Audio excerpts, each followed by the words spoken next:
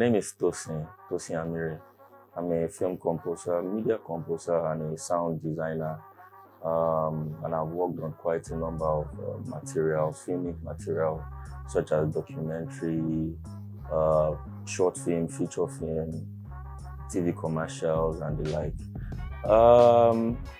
Yes, I mean, that's me and that's my introduction. I mean, based on what I do as it were. So I'll do a very quick breakdown. So there's the pre-production, there's the production, there's the post-production. During the pre-production is where you get the materials, you schedule who is working when, who is doing this, and during production is when you are at the location, and there is where you have your production sound mixer, the boom operator. So, but I am more on the post-production side of things.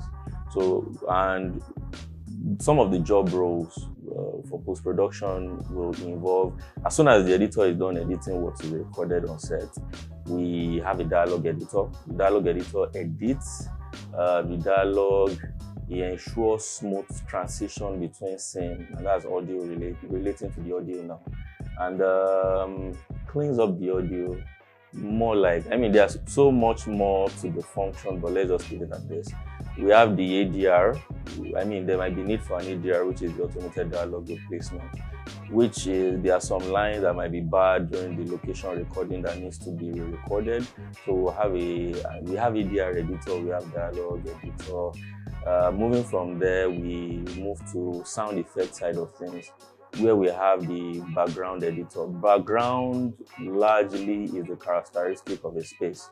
Now, this space, there are quite a number of sound you would hear. There's the fridge humming, there's the wall clock at the back, there is the flybys. I mean, so the ambience editor would largely edit or give the space a character.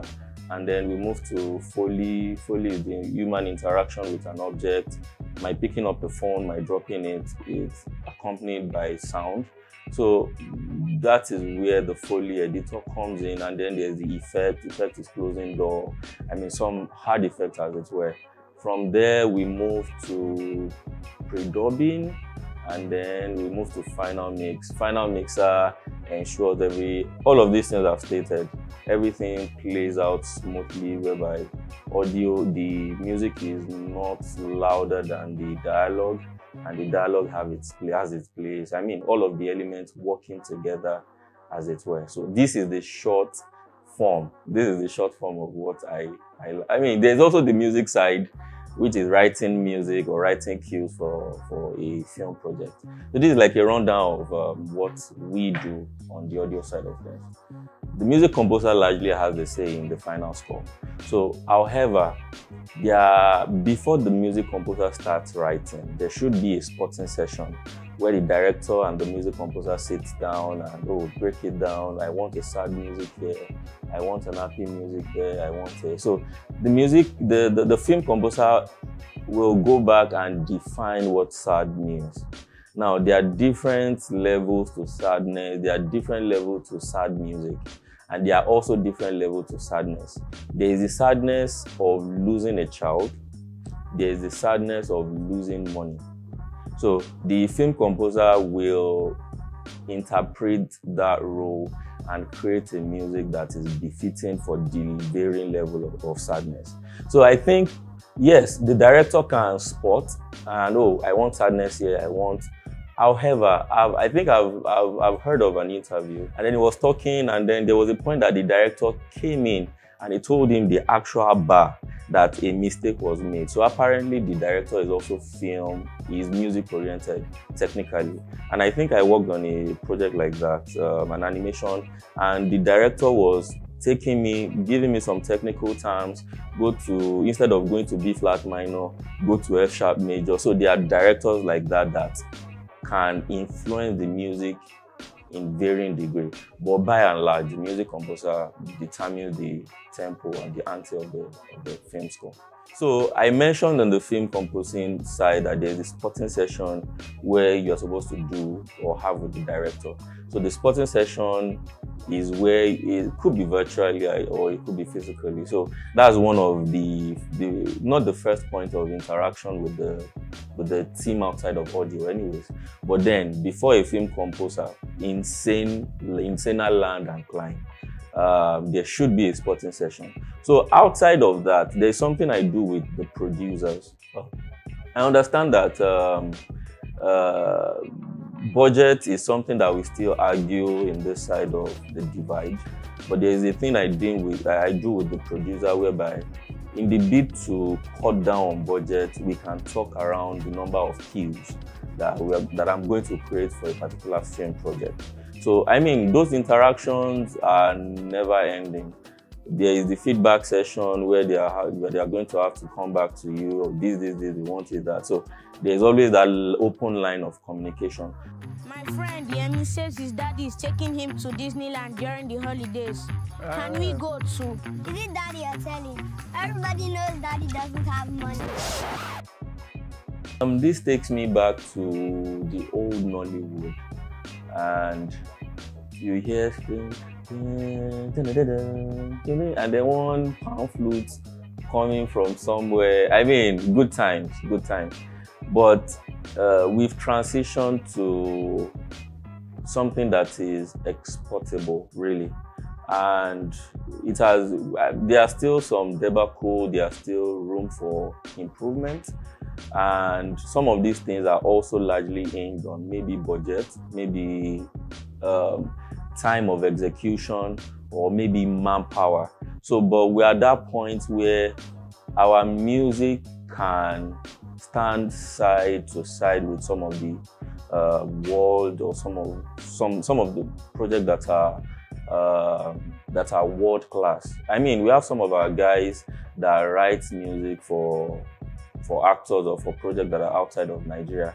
And then, I mean, the music in hands of people like Ava Momo, Ogunlade Truth, Kolade Morakinyo, Tianks, myself. I mean, I see a great future. We are heading in the right direction. It's self-challenging. I mean, the noise from Nigerian set, and that's giving our noise threshold. The signal to noise ratio here is something else. So, but then a good dialogue editor is one who is not particular about a squeaky clean dialogue.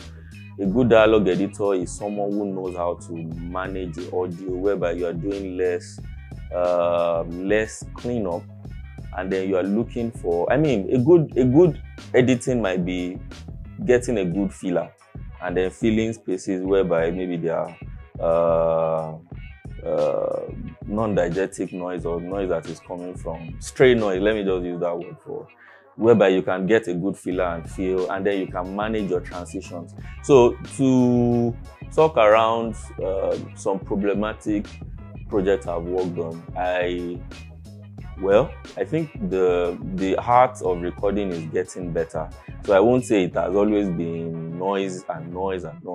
So, but I mean, when I started out in the path of being a sound editor, there are some crazy, noisy projects. But then, the bigger they are, the better you learn. So I would say film composition is, so outside of film composition, this is what I've come to realize. There's a bit of behavioral psychology that you need to be aware of. There's a bit of understanding how the human mind works. So, and those are some of the defining characteristics of an astute film composer. So outside of that, something I've been seeing in the industry of late is music composers or beat makers trying to work as a film composer. And I will largely say that they are different. It's a different ball game being a music producer and being a film composer. So there's that transitional phase for you to get from a music. So there's a learning, there's a technical skill side of things to film composition. And then there's also the the equipment and then the instrumental patches that are available to you. So to answer the question, behavioral psychology, there's the transitional period between music composition and film composer, and then there's the investment in softwares, investment in live sounding, VSTs, and all. Thank you, Beverly Cops, Axel. Now,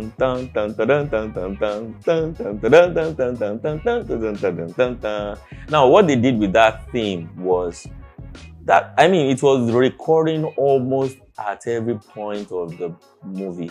So there will be instances that this is called a leitmotif, whereby you take a particular theme and then you walk around it. That theme, you would hear dun, dun, dun, dun. So as much punchy and as much 80s as it sounds, 80s disco pop as it sounds, the composer still made it sound. There are instances that he brought it to a sad, made the leitmotif sad, made it a bit pensive. So that will be an example of a project, I mean, it's recent, that I will recommend for upcoming film composers, as it were. My journey into film composition is a little different. So I started as an experimental musician. If I combine this genre and this instrument, what would it sound like? So at the time, I was listening to the great, what do we call them now? Classical composers. Yeah, I say classical composer because I know that there are different eras to music, to classical music. But let's just have them under the umbrella of classical composers such as Beethoven, Mozart, Chopin, Bach. So I was just consuming their music. I never even know there was anything such as film composition. So, but I think those things really helped me growing. I had a library of sound already in my head. So at the time that I needed to create a music, I could easily I mean, I'm thinking of a tune now, but I might not be able to communicate as much as I ought. So, but I had a library of music that I could easily meander around and create my original compositions. So it really helped me with string orchestration, melody, writing melodies, and so I mean that was my path to film music. And I am also one that I listen to music outside of the spheres of Nigeria. I won't tag myself as an Afro-pop, you'll be surprised that I'm more of a Latin musician. I enjoy Latin music. So I see some of those influences also helping with creating the diverse film music. So I have enough wiggle room. I'm not boxed to create a certain type of music. I can easily go to Latin, go to classical music, or do something even Afro-pop. So those were some of the things, that helped me, and that was my path. I know there are some other people that listen to film composers, and there are a ton of great composers out there. You can also listen to their work, listen to how they've curated music around the scene. It can also help you to think around the concept of film music. Yeah.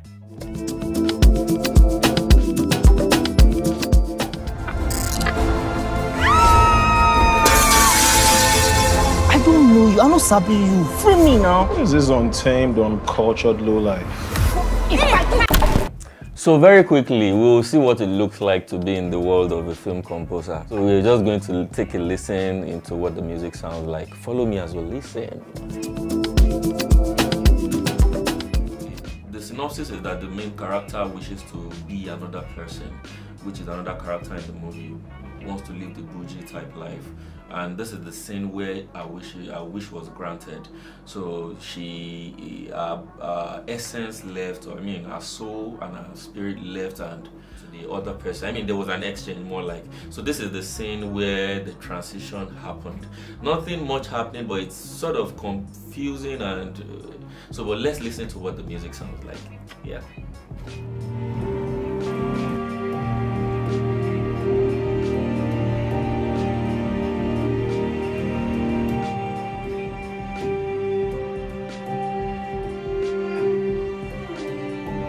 My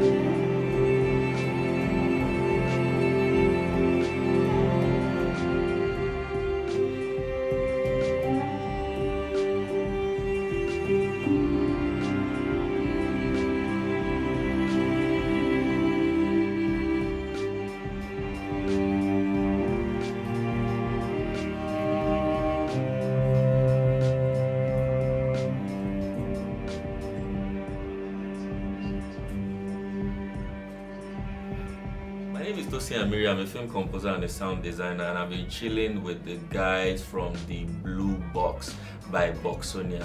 Ensure to follow them on all of their social media, and have a great rest of your day, guys.